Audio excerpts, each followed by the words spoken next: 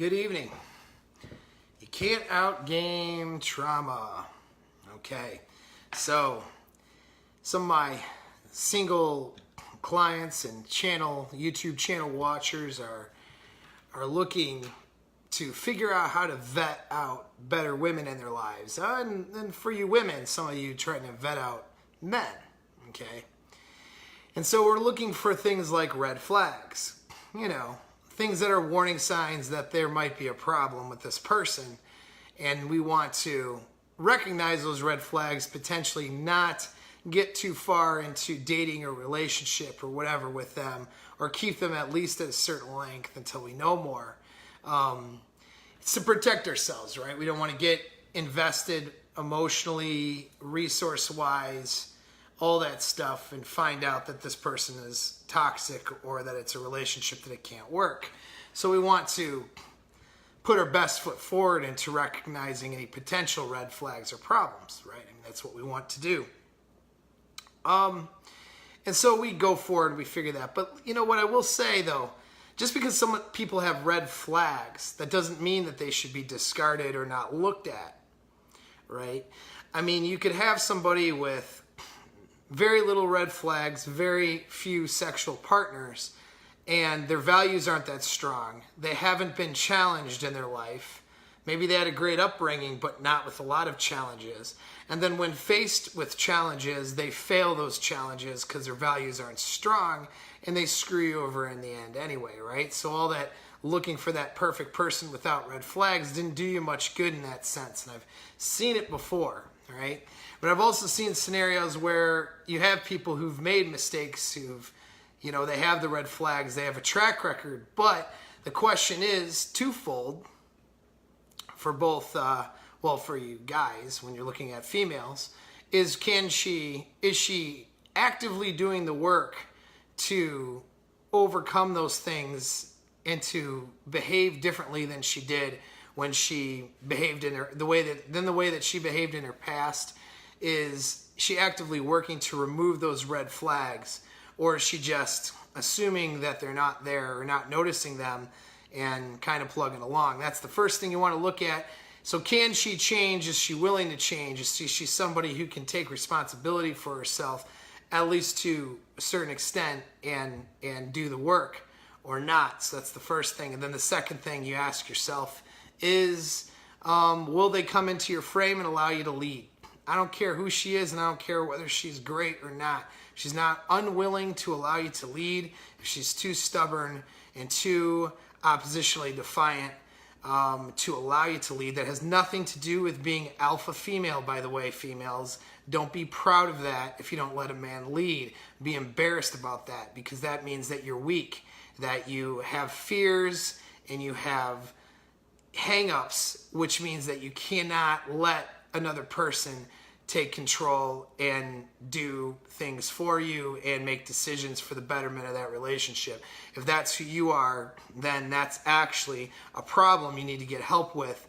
That doesn't mean you're a strong alpha female. A lot of you women make that mistake. You think that because you don't let a guy, you can't let a guy lead, that means that you must be this strong alpha female type. Well, you're not. You're actually quite weak, emotionally unstable, and unable to trust others, and unable to let somebody do things for you or make decisions for the betterment of that relationship.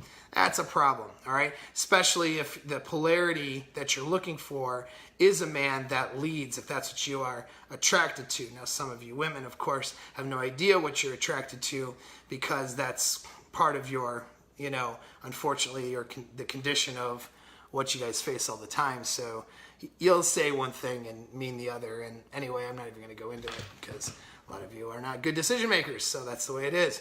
So listen and shut up. All right. But yeah, a lot of times though, it's a question. Now, for you women, it's a question for the guy. Is he working on his shit? Same question. Is he working on his shit? Is he able to take ownership for himself? Is he able to make improvements? Is he different than the person who maybe did certain things in the past that he shouldn't have done? Is he able to overcome these red flags? And then the question is, then, can you let him lead? Not, are you capable of letting a man lead? Because if you're not, then like I said, go get help. Maybe call me for some coaching because you got some problems. But if is he capable of leading you? Is he capable of being a leader in that relationship with these traumas and hangups that he has? Or is he going to, fall on his face or, be unable to do that because of his hangups or problems or because of his past or, behavior? And it's not so much his past, but his current behaviors based on that stuff. So that's your vetting process. Not does the person have red flags or not, but basically how are those red flags being handled, and can she enter your frame or can he lead appropriately? Those are what you're looking for, depending on your gender there, right? Okay, so cool. So you're looking for that stuff. Now here's the thing though. If they got trauma or hangups, and you might not know this in the beginning, it might crop up later in the relationship. You can't outgame that, okay? So all of the things that you would do, when I say game, I mean, communicate with a woman in such a way that you get the best results. Now, if you're coming from a healthy place, all right, and you're not coming from a dysfunctional place, you could do all of the right things, all right? And if she's coming from a place of trauma, she's not going to react or behave to those right things in a way that would be healthy. And so it's going to detract you or pull you sideways from a healthy relationship. There's no amount of strategizing that you can do to solve that or fix that. And you can't fix her. She has to unass her own traumas. And it's nobody else's responsibility but hers. Now, ladies, I'm talking to guys and saying her, but you can apply the same thing really to men too, all right? This is a universal thing, all right? If you have trauma that's preventing you from being the best version of yourself or even just being healthy in a relationship, there's no amount of communication or gaming or skills that the other person can do to solve that problem. Ultimately, the individual has to overcome their own trauma. And you know what? It doesn't matter who put the trauma there. Ex-boyfriend, parents, doesn't matter. All right? Trauma is like somebody else bringing trash into your house, leaving it there, and going and then leaving. You can't just, the other person is unable or cannot get that trash out of your own house. It's your responsibility to get the trash out. You have to take the trash out, and you have to take responsibility for what level you allowed that trash to be brought into your house as well. You open that door. You're not a victim, okay? You're responsible. You open that door, and you allow this person to bring trash in. You didn't work with this person to leave that trash outside. You didn't recognize the trash to begin with. You didn't say, hey, you know what? Let's work on a few things and maybe put that trash on the curb. Okay, so you didn't work with that other person. Ladies, I'm speaking to you actually, because you women are real good at never taking responsibility for yourselves. So it's just the way it is, man. Sorry, you don't like it, I don't give a shit. All right, this is what I run into all the time. So I'm not saying all women, because I have a lot of women that are working through things and do it very well, but I'm just saying statistically speaking and generally speaking, that's just the way it goes.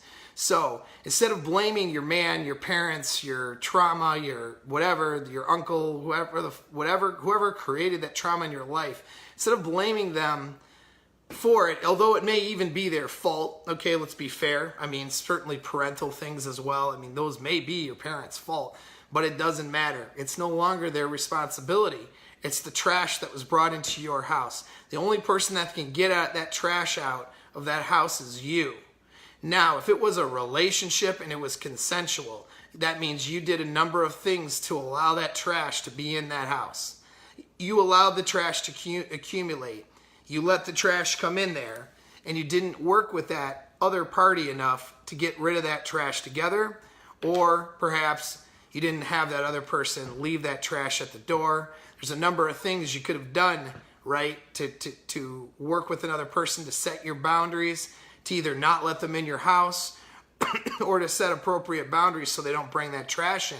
You didn't do any of that stuff, and that trash got dropped off right in your kitchen, okay? That's what trauma is. Somebody else might do it to you, all right? And to a degree, sometimes you have no control over it, but if you're in a consensual relationship with someone, you are equally as culpable then for that trash being in your house.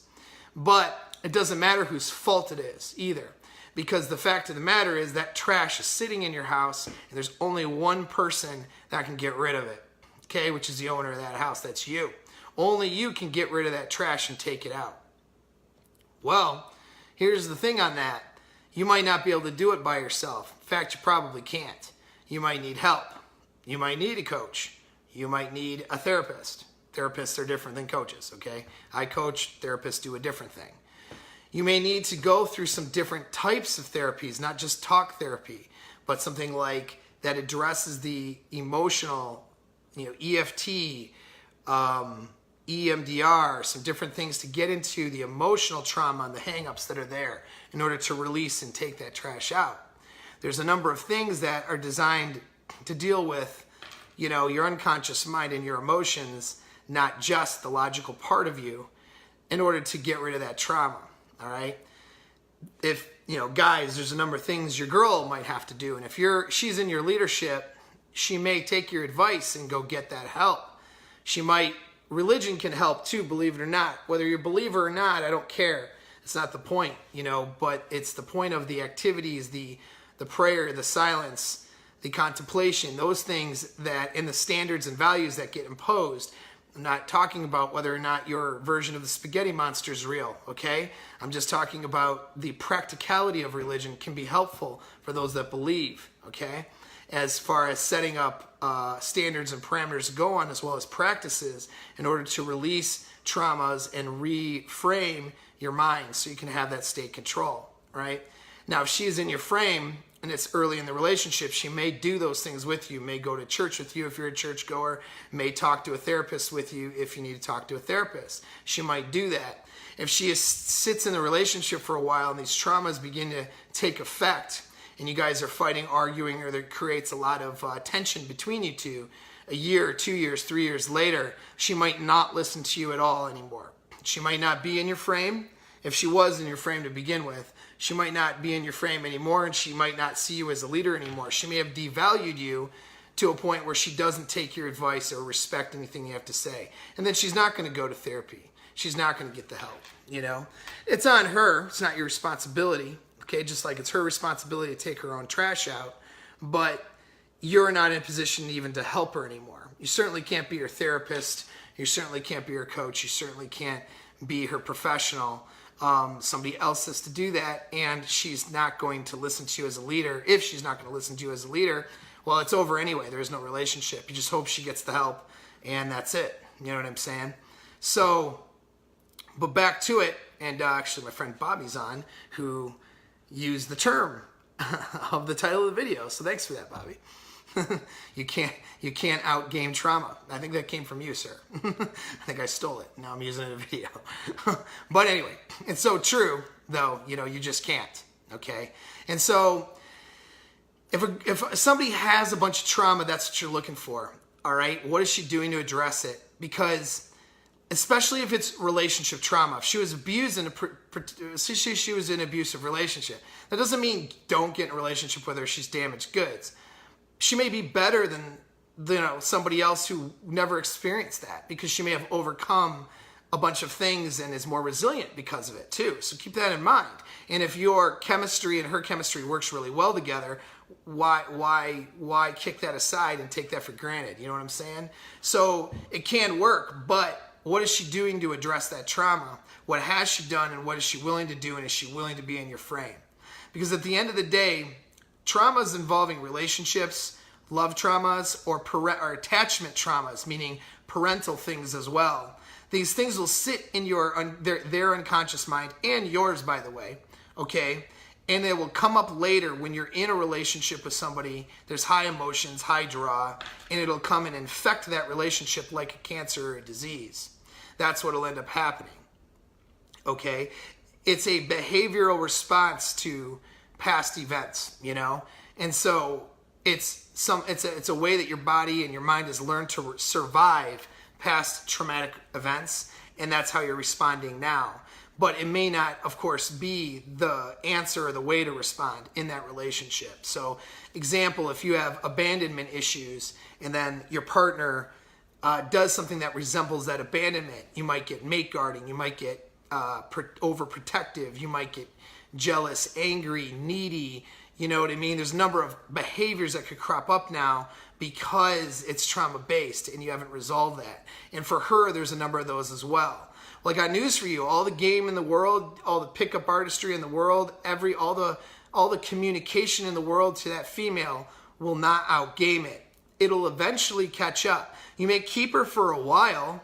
You may be able to speak to her hindbrain, hit her attraction triggers, hit certain emotional triggers for her that allows her to keep coming back and stick with you for a while, but that trauma will keep infecting and infecting and infecting and get bigger and bigger and bigger if not addressed, and could potentially end that relationship or cause her to put, low or no value on you, and then it's just over with. You can't overcome it after a point. If she's not willing or able to overcome it, you can't do it for her. And so you don't want to be with somebody that you love and care about and find out 2, 3, 5, 10 years later that it can't work out because she's unable to resolve past traumas and issues. What are past traumas? It could be neglect from parents. It could be abuse. It could be abandonment. It could be sexual abuse. It could be a rape. It could be abusive relationships. It could be cheating in a previous relationship. Okay? So it's and Bobby again with a good one-liner. You're on fire today, brother. I'm going to just read what he said. Unprocessed and dealt. Well, now I'm going to read it and then the grammar. Unprocessed and undealt with trauma will always have the last word in a relationship. That's pretty good. Wise man right there. Good and he's right. So it's unprocessed and not dealt with trauma is going to have the last word. It'll probably end your relationship. So imagine having kids with somebody, putting a bunch of energy into it and having trauma that's not addressed, that continues to crop up, continues to create a wedge between you and her, and then we did a grammar correction on that. Unprocessed and undealt with trauma will always have the last word in a relationship. Thank you very much, sir. And I agree with you 100%. And that is the case. What's good about relationships is they make, if done the right way, okay, if done correctly with the right mindset going into it, they do make you better. Okay, they'll uncover bullshit that you didn't know you had, and you'll have to overcome it. So congratulations, right? Your woman's going to shit test you and bring up things you never thought that existed, and you will in her too. This is what happens when you love somebody and you're in that situation, If you have unprocessed and undealt with issues, those are going to crop up. If they never get dealt with or never resolved in that individual, they will remain there until it eventually destroys a relationship. Another licensed professional counselor that I work with and talk to a lot had a really good saying. He said, anxiety becomes the third person in the relationship. Well, that's 100% true. So we could say anxiety, but it could be from anything, whether it's PTSD or whether it's just childhood-related trauma or previous relationship traumas or whatever it may be. It crops up, and it sticks out like a sore thumb. It becomes the third person because it causes that person to perceive the environment and the reality in such a way that it's not exactly objective or what's happening. You know what I mean? So if she has trauma, she's going to, see you as this bad person, see you as this maybe terrible, narcissistic, abandoning person like someone in her past. She'll see you as all these horrible and terrible things maybe that you're not. You know what I mean? And that's because she's processing emotionally first before logic. And so all the hurt and the pain from that trauma will come out and come unleashed on you unfairly, by the way, unfairly, because it's based on her emotional state and not anything you've actually done. So anxiety and trauma, it creates a third person. It creates this other person that isn't actually real, that she's attacking. And that's who you end up being. And guess what? The sad part is, it's the saddest thing, and it sucks to see, is when people can't get out of their own way and have happiness. Because unfortunately, that's usually the case, isn't it? I mean, the statistics wouldn't be what they are if people could get out of their own way and be fucking happy, but they're not, right? They don't overcome this stuff. They don't address it. They're not capable. Or maybe they are capable, but they're too damn stubborn. Or they think they can do it themselves and they can't. They don't get the help. They think talking to friends or family is going to be enough. They think listening to music is going to be enough. They think, going out and hanging out with friends will be enough. They think that, playing video games will be enough. Whatever they think it is, because they're too fucking stubborn to go get the help. And so they don't do the work. They don't actually get rid of things. They transfer emotions around from person to person, but they don't actually change a damn thing. That's mostly you chicks, by the way. Sorry, it sounds really negative on chicks today. I don't mean to be, but it's just that's what I see. Now, I will say, though, I've talked to a couple of women over the last couple of days who are not like that, by the way, and who are unassing their stuff and doing a really good job. So, no, I'm not negative on women. I'm just telling you what I usually see, all right? And so if you're a woman and you're listening, be one of the rare ones that actually fixes her shit. Don't be the one that's like everybody else and blaming everybody else for their problems. But anyways, it is a freaking nightmare to be in that scenario. And I'm, coaching guys who are getting out of those scenarios all the time or locked in them, so on and so forth. I've been in them myself. It's their nightmares.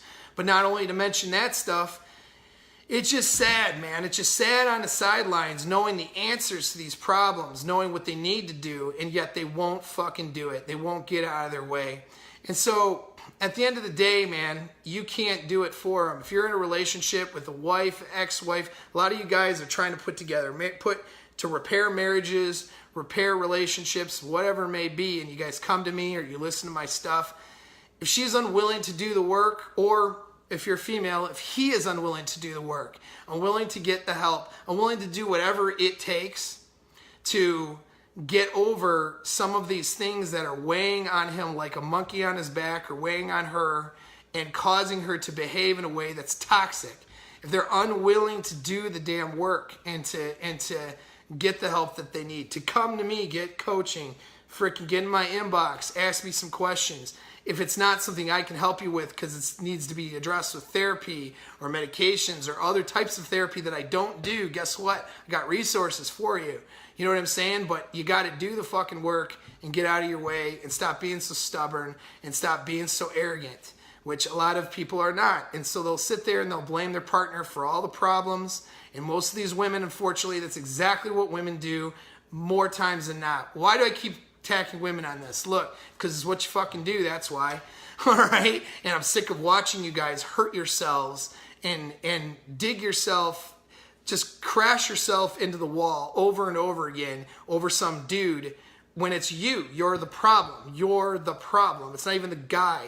And the guy might not be doing everything right, don't get me wrong, but you're the one who has the trauma and you're making decisions based off that. You're not getting out of your own way. Why do women are more prone to do this than guys are? Because of how you process emotions in the brain. You process emotions differently than males. This is scientifically proven. And so when there's trauma or damage, you essentially become the victim. Even when you have control, you try to take responsibility, but the inclination is, because of how you're processing it, is to victimize yourself over it. This is why most of the time when you talk to a female, she never says, Rarely does she say, I fucked up in that relationship. I was terrible. I did some things I shouldn't have. He was a good guy. You sometimes hear that, but normally that's not what you hear. Normally it's all about how everybody else is terrible, right? It's all about how every ex they've ever had is the bad person, and you don't hear how they made the mistakes. You know, their mistakes were in choosing him, or their mistakes were minor compared to his. You always hear that. So, you know, I'm sorry, like ladies listening, if you don't like me to say negative things about your gender, then fix yourself, all right? The shoe will not fit you, and that will be wonderful. I have women that coach me, and they're very successful, and their shoe does not fit these blanket statements that unfortunately are statistically true, do not fit these women, because they are getting the help and they're doing the work. So be different and be better and be deserving of the relationship that you want. But anyway, so a lot of rambling here, but in conclusion, a lot of important stuff too. The conclusion is this: you just cannot outgame drama. You can't outmaneuver it. Okay, trauma, not drama, but trauma creates drama. But yeah, you cannot outmaneuver this stuff. It'll just show up again and again and again, and it'll tear your relationship apart unless you get it fixed. When I say you, I mean them. They have to do the work to get it fixed. What you can do is lead them to get the help, lead them to the how, but they have to do it. And if they're unwilling to do it, then that relationship is over. That means they're not taking your leadership to begin with. Okay? If they're unwilling, if in the beginning they're unwilling to do it or to do anything to address the stuff, or they appear to have not done any work to address these traumas, do not become Captain Save-A-Ho and think you're going to come in and address it for them and cure them of all of their problems. That will not happen. What will happen is she will rely on you, and she will love you for you trying to do that for her, and then when the trauma is still there, because it will be, because she's not doing the work, she's relying on you, then she will resent you for it after that. She will see you as an authority figure she needs to defy. It'll become an unbalanced relationship.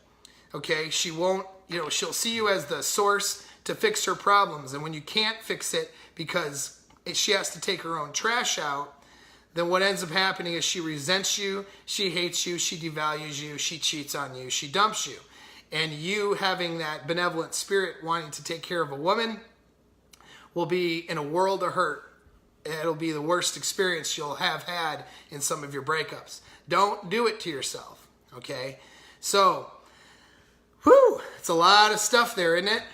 You can't outgame trauma. You can't outgame it, okay? Unprocessed and undealt with trauma will always have the last word in your relationship. So, do not choose somebody who is not actively dealing, or hasn't dealt with their shit, or isn't willing to deal with their shit. And if you're in the relationship and these things cropped up and you're already in it, then you have to get her and lead her to get the stuff addressed. If she's unwilling to do it, I'm sorry, but you just can't do anything for her. Her need and want to help herself has to be greater than your need or want to help her. And if it isn't, then there's nothing you can do. It's a sad reality in the world we live in. But don't drag yourself through the mud and hurt yourself by trying to unask somebody else. All right. Thanks for tuning in. Hopefully everybody got some value out of this. I'm including you ladies in this one too, okay? I'm not trying to be negative on you. I'm just being real. All right. Take care.